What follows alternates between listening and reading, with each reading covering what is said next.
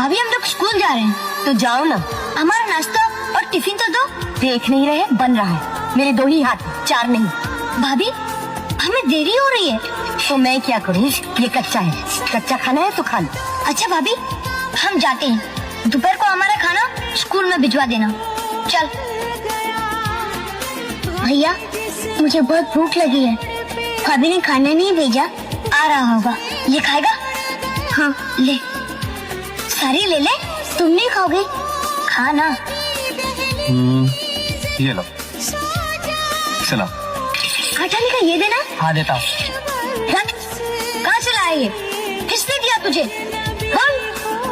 उस आदमी ने। फेंक दे इसे। मैं कहता हूँ फेंक दे इसे। देख राजा, कभी मांगे हुए खाने को हाथ नहीं लगाना। जब तक मैं हूँ तुझे सारी जिंदगी बिठा कर खिलाऊंगा। ले